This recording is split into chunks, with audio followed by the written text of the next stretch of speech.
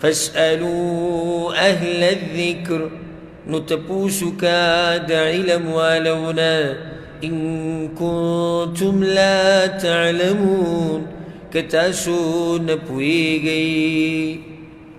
دلتا دا اهل علم مراد دار یعنی کم سره چې اسمانی کتابونه الهوی نه تپوسو کوي.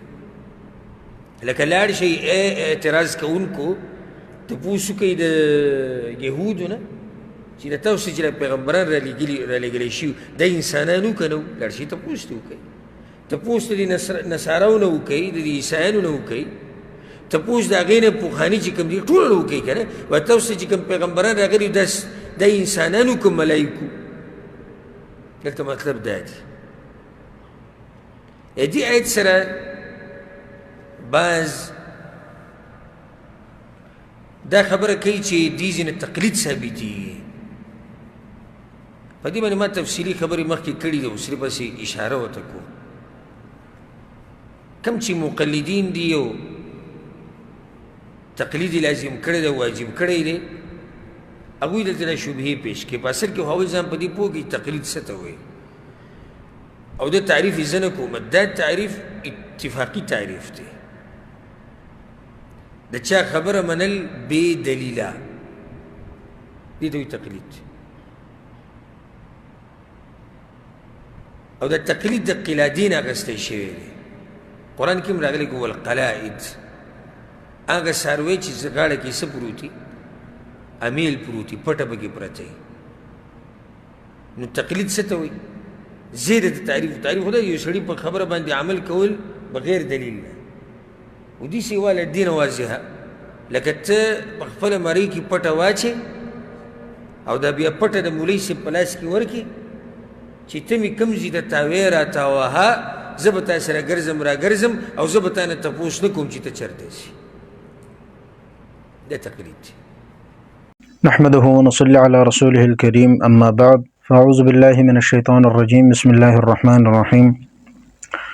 محترم اوریدونکو، تقلید په مسله کې مخکې موږ یو څو خبرې ذکر کړې وې چې تقلید په کوم مسایلو کې کېږي او د تقلید ضرورت څه دی او د دې حقیقت څه دی.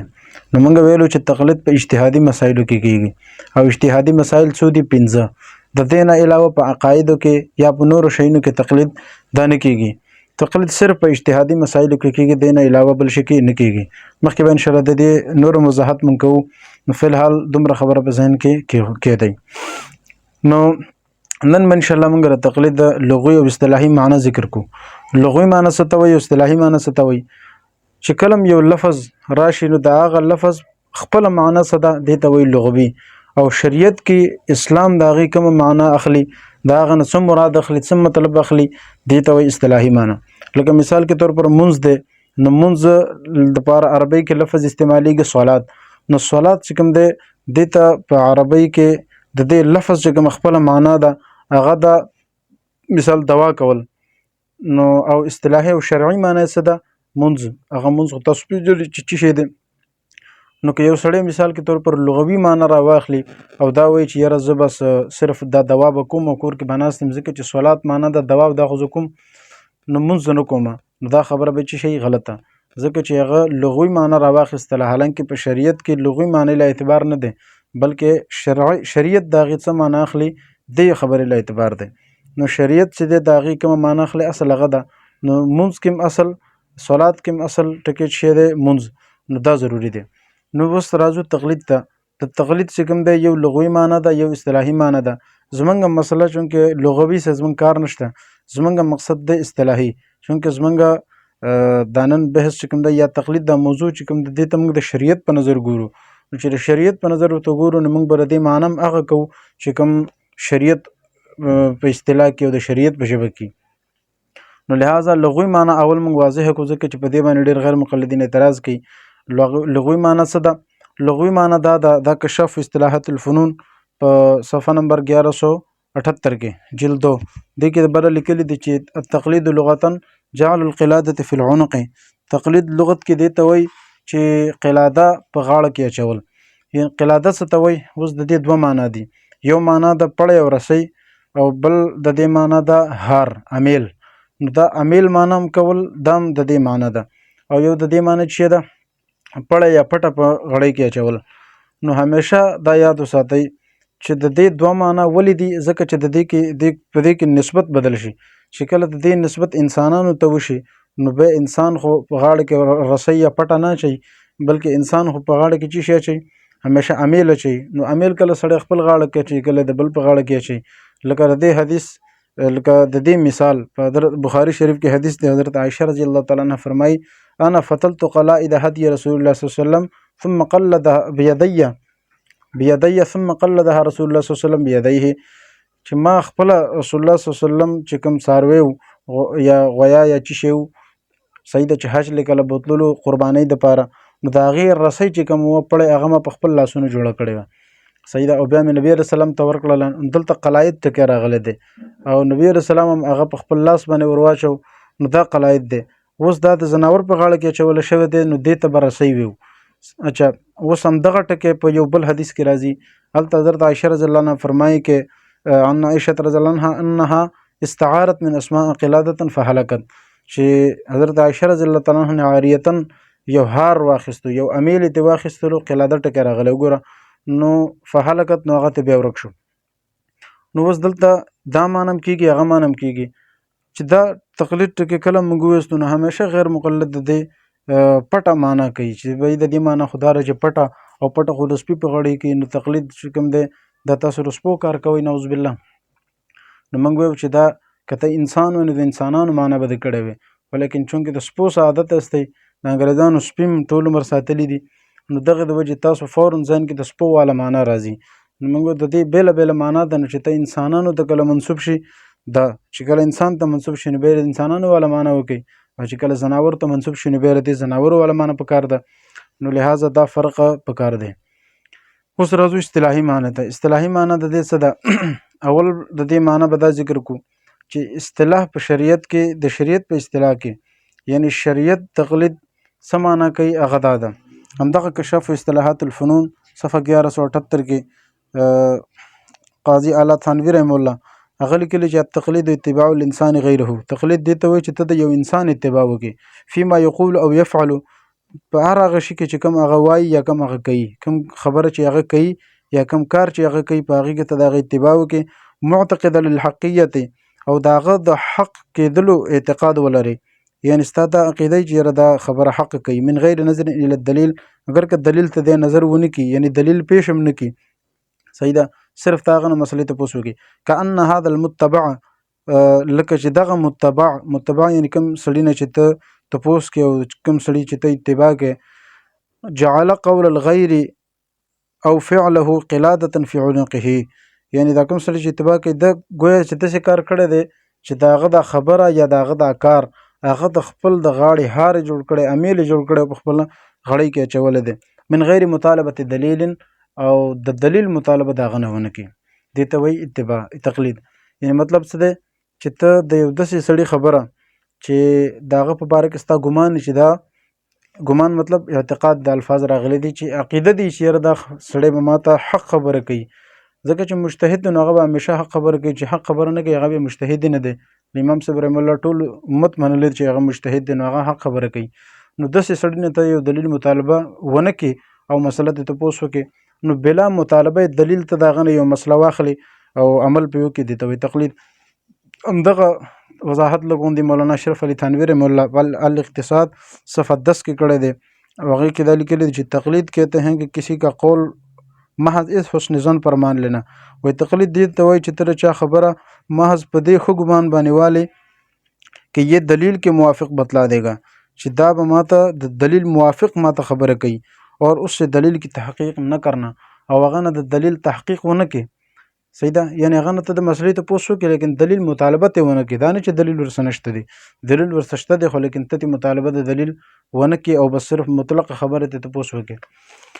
د دې مثال چې شه د دې مثال ډیر شی دی. مثال کے طور پر د حدیث کوم کتاب چې دی مصنف عبدالرزاق، دا حدیث کتاب چې تاسو وګورئ ته څومره دې کې بېشماره مسایل دي، د زرګو مسایل دي.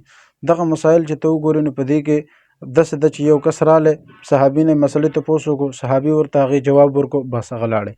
یعنی د نه د هغه ته دا ویل چې بای ماته به د قرآن او حدیث مطابق مسله راښودي او نو بیا هغه نه د قرآن او حدیث د مطالبات یې ونه کړله، یعنی دا ونه شو چې هغه ته به یې ویل چې یاره ته ماله د دې خبرې قرآن آیات پیش کړه یا حدیث پیش کړه، نه بس راغلی مسلې ته پوه شو او ولاړې.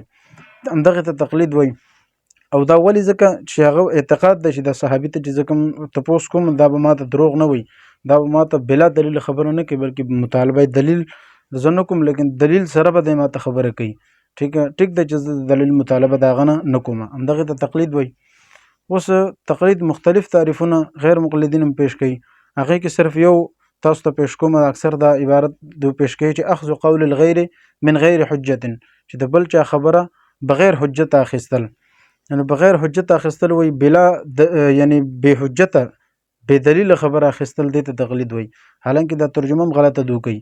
اول خدا ته چې من غیر حجت، دا من غیر حجت د دې تعلق د قول الغیر سره دی بلکې قبول سره دی. مطلب یې څه دی چې هغه څه دلیل شته لیکن ته بغیر حجت ته داغه نه مسله ته پوښتنه کوي داغه خبره قبول کړي. یعنی آسان الفاظ کې دا والا هغه ترجمه څه کوي، هغه ترجمه دا کوي چې بې دلیل خبره اخیستل صحیح ده. نو موږ چې نه دا مطلب نه دی، مطلب دا دی چې ته بلا دلیل هغه نه خبره واله صحیح ده. اگر که هغه څه دلیل موجود دی لیکن ته بلا دلیل هغه خبره قبول کا او واخله صحیح ده. یا د دې بالکل واضح انداز کې دا ترجمه جوړیږي. او من غیر حجت دا ټکی چې دوی وایي چې بغیر حجت خبره اخیستل، نو موږ دلته مطالبه ټکی دی چې بغیر مطالبه حجت بغیر مطالبه دلیل دغه خبره قبلول دغه ته تقلید وایي. نو دا یو څه وضاحت موږ ته د چې څومره یعنی مثالونه یا څومره چې عبارتونه تاسو ته پیش کوي هغه دا چې بغیر حجت هغه ټولو کې هم دا خبره فټ کوي، دغه خبره په هغې کې راځي. هغه څه چې به قبول مطلب دا نه دی چې تاسو بې دلیل خبره والی، بلکې مطلب یې دا دی چې بې دلیل تاسو د هغه نه تپوس وکړئ صحیح ده. دلیل مطالبه ته اړو کوئ بلا دلیل هغه نه د مسلې تپوس وکړئ او هغه ته ووایئ چې بهی ماته دا مسله راوښوده. که هغه تا ته دلیل پیش کړي خو صحیح ده، که پیش یې نه کړي نو هم حسن ظن مطابق هغه نه مسله تپوس وکړه. او دغه کار ټول کوي غیر مقلدین هم اکثر چې څومره خلک ځي د خپل مولا نه مسله تپوس کوي نو کله هغې ته وایي چې ته ماته قرآن حدیث پیش کړه، بلکې څه د مسله تپوس کوي او راځي. یا چې څومره مثال کې طور پر حال خلک حج لتلی دي یا حج لځي یا عمرې لځي هغې ته ټول مسایل پته وي، مثال کې طور پر یا که پته نه وي ورته تپوس کوي چې تپوس وکړي نو کوم حاجي داسې چې هغه حج کړی او ټول قرآن او حدیث دلایل هم ورته یاد دي هېچا ته هم نه یاد، نو دغه تقلیدي حج دی صحیح ده. دا مختصر طور پر ما تاسو ته دا یو شی بیان کو چې بهی د دې تقلید لغوي معنی څه ده او اصطلاحي معنی څه ده. اوس یو تعریف تاسو ته بل کومه هغه ډېر جامع او جوور تعریف دی. یا داسې ووایي چې په ټولو تعریفونو کې دا یو تعریف داسې دی چې په دې باندې هر قسم اشکال هم ختمیږي او ډېر جوور او گهرایي لري. هغه څه شی دی هغه دا دی چې په مسایل یعنی یو غیر مجتهد سړی هغه د یو داسې مجتهد خبره چې داسې مجتهد چې د هغه مجتهدوالی په دلیل شرعي سره ثابت دی، د هغه مفتبهه مسایل بلا مطالبه دلیل هغه نه واخلي او هغه نه د دلیل مطالبه ونه کړي او د هغه مجتهد مذهب چې کوم دی دا اصولا او فروعا مدون شوی وي او تواتر سره مقلد ته رسیدلی وي صحیح ده. دا 5 قاعده دي په دې کې چې اول څه شی دی غیر مجتهد مجتهد نه تپوس وکړي.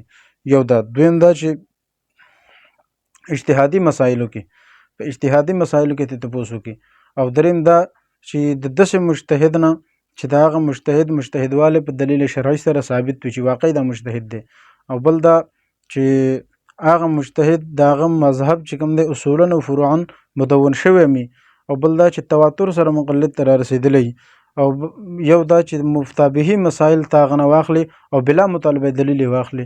دا ټول 5 قاعده دي یا 9 قاعده دي دا په دې تعریف کې دي. بیا دې تعریف کې نور وضاحتونه دي انشاءالله دا به بله پیره د دې ټول ارڅ وضاحت سره موږ تاسو ته بیان کو، او دا به هم درته ویو چې اجتهادي مسایل کم دي که نه اردو کې مخکې دا موږ بیان کړي دي. دا لینک به تاسو ته په دې ډسکرپشن کې زه ولېږم، دا به تاسو وګورئ چې اجتهادي مسایل کم یو دي. نو دعا ده چې الله تعالی د ټولو مسلې حقیقت باندې موږ پوه کړي او کوم چې حق دی هغې ته موږ ورسوو د باطلو د حملو نه او هر قسم ګمراهي نه موږ همیشه دپاره وساتي. واخر دعوانا ان الحمد لله رب العالمين. يرفع الله الذين آمنوا منكم والذين أوتوا العلم درجات والله بما تعملون خبير.